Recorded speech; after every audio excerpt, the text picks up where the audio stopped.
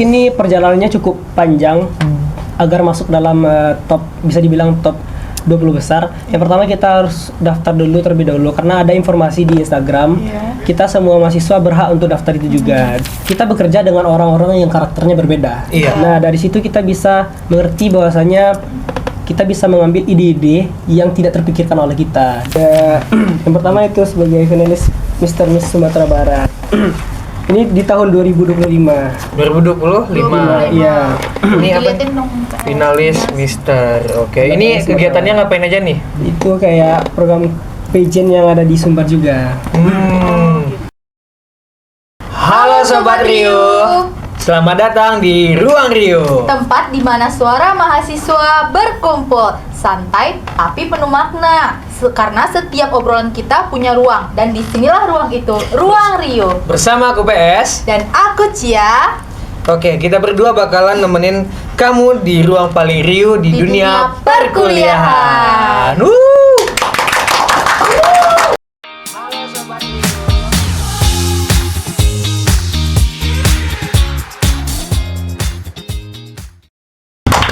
PS di Ya. episode kali ini tuh kita akan membahas tentang topik yang pastinya itu relate banget nih buat mahasiswa, yaitu belajar nggak cuma di kelas, cara asah diri di luar akademik. Iya, betul banget. Soalnya kuliah itu bukan cuma soal nilai ataupun tugas, namun juga soal bagaimana kita berkembang sebagai pribadi yang lebih produktif melalui organisasi, kedutaan, atau kegiatan positif lainnya. Nah, buat ngobrolin topik ini nih kita udah mendatangkan narasumber yang spesial nih. Dia duta informasi kampus, udah duta wisata, Betul. ikut lomba-lomba dan kegiatan positif yang lainnya. Yuk Siapa tuh? Ayo kita lihat yuk siapa dia. Siapa? Langsung saja kita panggil kepada Uda Abi Rafdi. Beri aplaus yang meriah dulu. Halo. Halo Uda. Mungkin Uda bisa dikenalkan dulu. Uda namanya siapa dan dari mana? Dari prodi mana? Baiklah, mungkin izin sebelumnya perkenalkan, nama saya Abi Rafdi, biasa dipanggil Abi, dan dari Prodi Ilmu Keolahragaan Departemen Kesehatan dan Rekreasi. Oke, berarti dari FIK berarti ya? Iya. Oke. Udah Abi, kita mulai dari hal yang simple aja nih dulu. Kalau boleh tahu nih, kegiatan non akademik apa aja sih yang udah Abi lakuin gitu? Mungkin dari bidang non akademik, contohnya seperti ikut BEM, terus juga ikut beberapa lomba-lomba lainnya juga, dan juga beberapa kedutaannya juga kan. Oh gitu. Menarik banget ya PS kegiatan-kegiatannya. Nah, kalau boleh tahu Uda sendiri untuk bidang non akademik apa sih yang paling dikuasai gitu, atau paling aktif di bidang apa gitu? Mungkin paling aktif dengan basic saya sendiri adalah olahraga. Saya merupakan atlet karate dan juga atlet lari. Tapi di balik hal itu saya juga suka dalam hal public speaking juga.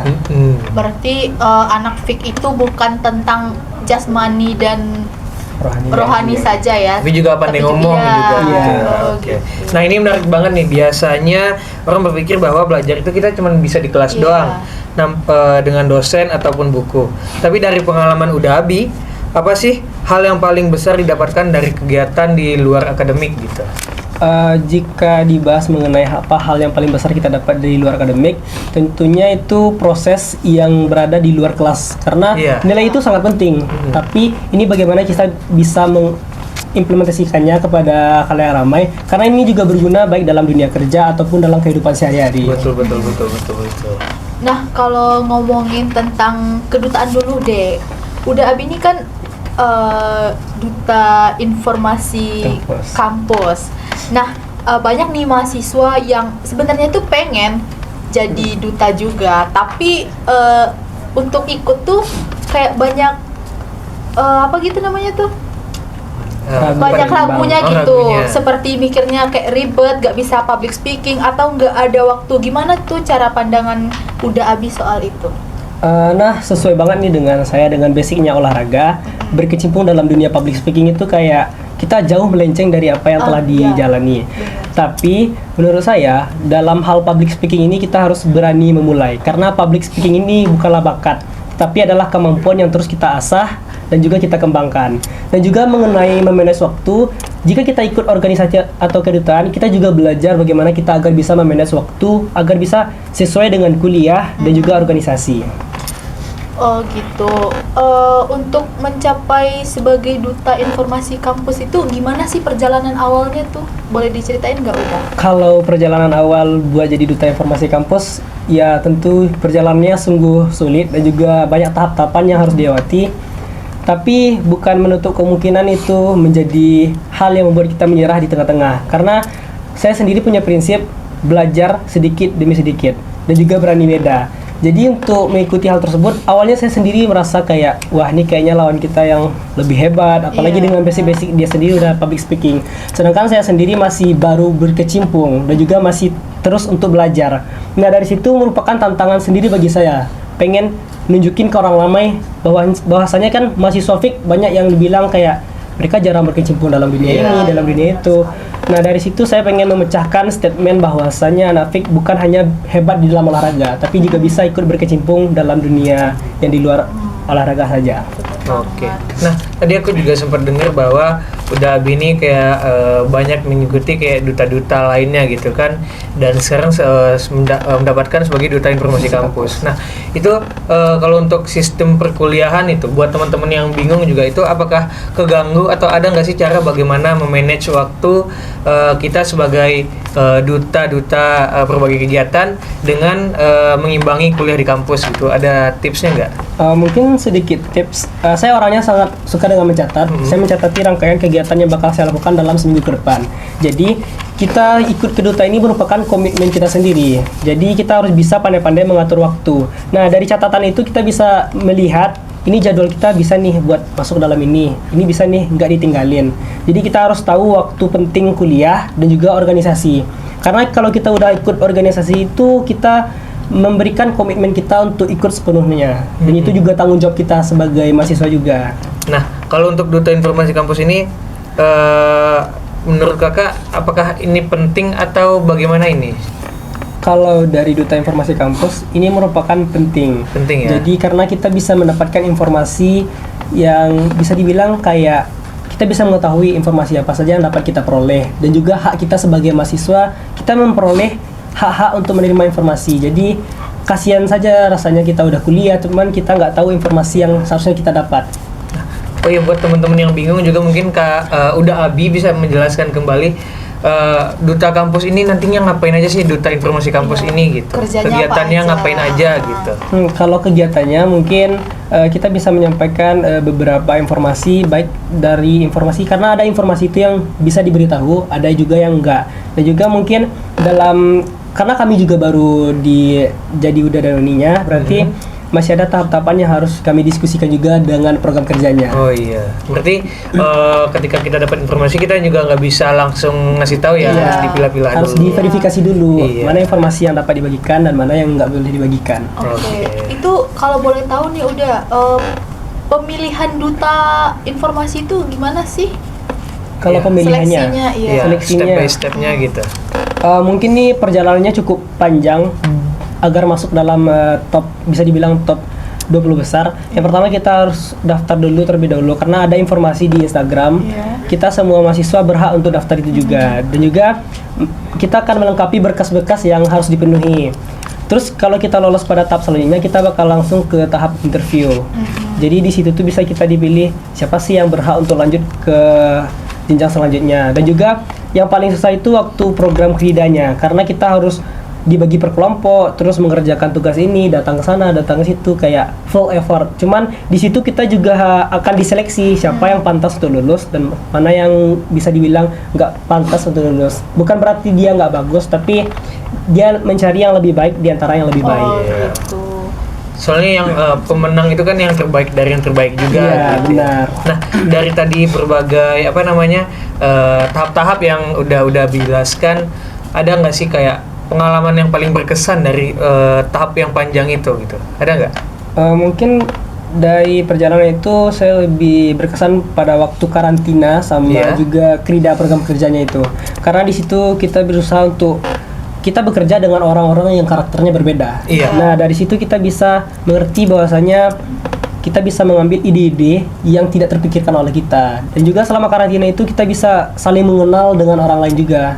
Di situ bukan hanya anak FIK aja yang saya kenal, bisa anak fakultas lain juga yang banyak dari FEB, FMIPA, FIS dan FIP dan lain sebagainya. Di situ kayak vibes-nya itu kayak ngerasa banget di situ. Gitu. Kalau boleh tahu nih, udah selain duta informasi kampus, apalagi sih pencapaian Uda Abi yang udah dicapai gitu? Tadi Dalam katanya jangka banyak waktu, bawa selempang ya, boleh lihat Iya, nggak? boleh nggak dilihatin Boleh ini? lihat nggak? Tolong dong, tolong ininya. Iya, oke. Ada nggak? ada.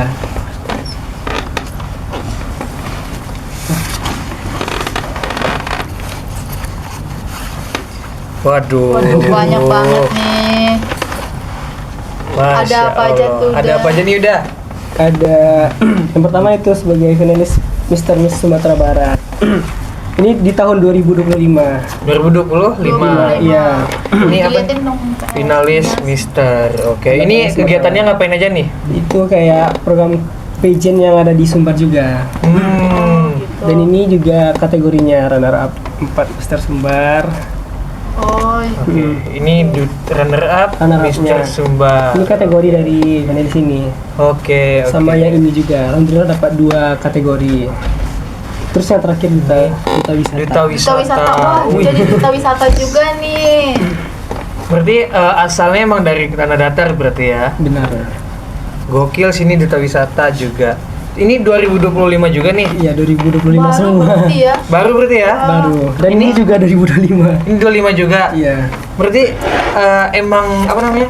Untuk perkuliahan emang gak keganggu kan? Atau gimana udah? Enggak, karena di satu sisi kayak saya juga belajar bagaimana memanage waktu yang bisa disesuaikan, karena dalam setiap kegiatan itu pasti ada waktu-waktu senggang yang bisa kita manfaatkan untuk berkembang. Apalagi kayak rugi rasanya kita punya basic yang bisa dikembangin tapi nggak dilanjutin. Iya. Nah, kalau menurut Uda kan tadi kan kita udah apa namanya? Udah tahu nih, udah dapat penghargaan sebanyak ini juga gitu kan. Nah, buat teman-teman sobat Rio juga semuanya pasti ingin tahu kayak mulai dari Uda yang sebelum ikut ini gitu, sehingga udah mendapat ini, apa saja sih soft skill yang dapat dan berkembang gitu. Mungkin dari soft skill ya. Saya dulunya awal belajar public speaking ini waktu itu saya ikut MSK. MSK. Iya. Dari situ saya mulai tertarik kayak wah kayaknya asik nih bisa ngomong di depan umum, terus Iya. orang ramai juga melihat. Di situ saya mulai melatih diri saya dengan sedikit demi sedikit secara tahap bertahap, dan juga kalau pengen berubah kita harus keluar dari zona nyaman sendiri. Nah, di situ kendala dari bisa dibilang Gen Z, mereka cuman terlalu nyaman pada zona itu. Iya. Tapi di satu sisi saya mikir kalau saya nggak keluar dari zona nyaman ini, bagaimana 4-5 tahun ke depan. Jadi saya memikirkan jangka panjang tersebut. Rugi rasanya kalau saya terus menahan di zona nyaman tersebut. Kalau boleh tahu, udah ada nggak sih dampak-dampak positif yang udah dapatkan setelah jadi duta nih di kampus? Setelah jadi duta, Iya. mungkin alhamdulillahnya saya pernah dapat beberapa endorsean juga. Oh, Asik, sekarang. gokil. Juga jadi MC juga kalau MC juga. undangan juga. Nggak sangka ya orang mahasiswa Iya, mahasiswa FIK gitu. jadi MC. Biasanya kan kalau untuk MC itu kan kayak dari UKKPK gitu, Iya. atau enggak dari FIS atau FEB gitu kan. Iya. Tapi ini dari FIK lo gokil. Ya, kalau dari dosen-dosen sendiri tuh mendukung nggak udah? Sebenarnya dosen itu mendukung karena pasti dosen mendukung potensi yang kayak ini layak untuk dikembangin. Gak mungkin dong dia di fake tapi dia potensinya ini nggak dibantu. Pasti mereka bakal support karena itu juga mengharumkan nama fake sendiri. Oh, oke. Terakhir nih, udah ada nggak sih motivasi atau masukan untuk mahasiswa-mahasiswa di luar sana yang sebenarnya tuh pengen juga jadi kayak udah tapi masih Ragu gitu, kayak pengen Mampu mulai nggak tapi ya? Iya. takut apa namanya? Nggak bisa, takut Iya, nggak takut nggak bisa. bisa, takut jadwal kuliahnya Iya. keganggu, takut ininya kepotong juga. Mungkin bisa diberitahu pada teman-teman Sobat Rio. Mungkin sedikit motivasi dan saran. Mungkin ada sedikit beberapa prinsip yang harus saya sampaikan juga. Mungkin ini juga rahasia saya sendiri sih sebenarnya. Yang pertama Apa tuh? itu adalah komitmen. Karena kalau kita ingin mencapai suatu tujuan yang kita inginkan, kita harus komitmen dengan apa yang kita inginkan. Terus yang kedua adalah kita harus berani keluar dari zona nyaman. Dan dari situ kita bisa tahu bahwasanya kita nggak boleh stuck di situ saja. Kita harus melangkah ke depan. Karena nggak mungkin dong kita hanya berhenti di dunia perkuliahan saja. Karena kita akan menginjak dunia pekerjaan juga. Terus yang kedua adalah kita coba melangkah tahap demi tahap. Karena kita bisa belajar dari sedikit kekurangan sebelumnya, terus melangkah lagi, belajar evaluasi, dan juga kita harus bisa merangkum semua apa yang telah kita pelajari. Nggak mungkin dong kita langsung melangkah saja langsung ke depan. Pasti ada beberapa tahap yang harus kita lalui. Terus yang terakhir sedikit dari saya yang penting itu seperti berani dan jangan takut untuk memulai walaupun kita berbeda. Mungkin gitu. Mungkin itu. Dan dapat kita simpulkan nih, jadi Sobat Rio semuanya, dari apa yang kita sampaikan dapatkan dari Udabi tadi, jadi intinya adalah coba kita keluar dari zona nyaman kita, melangkah step by step, dan juga mencoba untuk berani mengambil langkah selanjutnya ya udah ya. Mungkin udah bisa disampaikan closing statement kepada sobat-sobat Rio kita semuanya.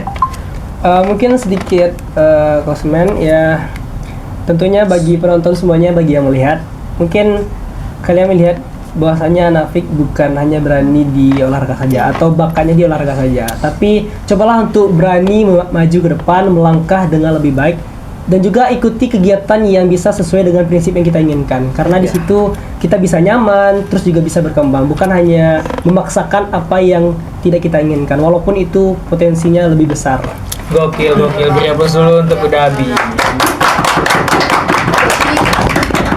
Jadi buat Sobat Rio nih yang punya skill, coba deh dikembangkan. Siapa tahu bisa untuk apa namanya tuh? Mencapai ini kayak jadi kayak kalau kita rasanya punya kemampuan atau punya soft skill, jangan ditahan-tahan, coba dikembangkan kembali gitu. Oke deh, segitu dulu untuk cerita dan pengalaman Udabi kali ini. Sekali lagi terima kasih kepada bintang tamu kita yaitu Udabi. Makasih udah. Oke. Buat Sobat Rio di rumah, jangan lupa like, comment, share, dan subscribe. Juga aktifkan lonceng di bawah ya, biar kalian gak ketinggalan obrolan seru kita di episode selanjutnya. Yaps, betul banget. Terima kasih udah nonton, sampai jumpa di episode keempat. Bye Sobat Rio.